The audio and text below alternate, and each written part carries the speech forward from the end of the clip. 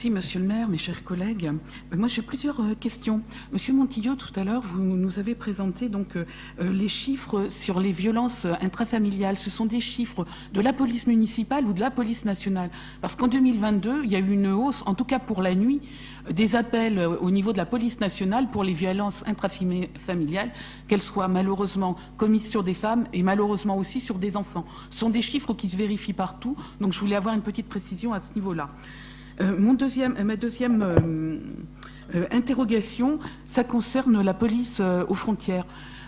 C'est bien qu'il y ait un avion qui survole, etc., pour voir les infractions, etc. Sauf qu'un avion, ça pollue. Est-ce qu'il n'y aurait pas une possibilité d'utiliser des drones? On voit des pays où ils l'utilisent pour la guerre. Je ne vois pas pourquoi nous, on ne pourrait pas, pour certaines parties, utiliser des drones qui seraient bien moins polluants.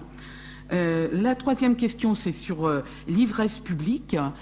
Sur la voie. J'aimerais savoir combien de personnes ont été verbalisées et alors j'ai eu les chiffres, mais combien de personnes ont réellement payé les amendes? Parce que la plupart du temps, malheureusement, ce sont des personnes qui sont SDF et on n'arrive pas à recouvrer les amendes. Donc voilà, je voulais avoir ce chiffre. Une petite remarque. On l'a pas là, et je crains qu'on l'ait l'année prochaine, sur l'insécurité, et l'insécurité qui est provoquée actuellement de façon, on peut le comprendre, hein, il faut faire des économies d'énergie. Pour faire des économies d'énergie, il y a certains quartiers de la ville qui, à partir d'une certaine heure, n'ont plus d'électricité. Voilà, quand je dis plus d'électricité, il y a de l'électricité, mais ils ne sont pas éclairés. Le premier point, dans les rues piétonnes, je vous assure que ça crée énormément de sentiments d'insécurité, que ce soit pour les hommes ou pour les femmes quand elles sont seules, pour les hommes quand ils sont seuls aussi.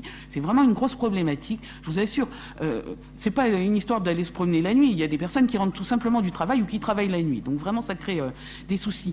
Et l'autre problème d'insécurité, c'est quand vous êtes en voiture et que vous passez d'une zone éclairée à une zone qui ne l'est pas. Je vous assure, il y a des difficultés, et je ne suis pas la seule à l'avoir dit, à l'avoir constaté, sur le fait de pouvoir adapter sa vue d'un endroit qui est éclairé à un endroit qui ne l'est pas. Et je crains que là, on puisse avoir des problèmes d'accidentologie qui vont apparaître dès l'année prochaine.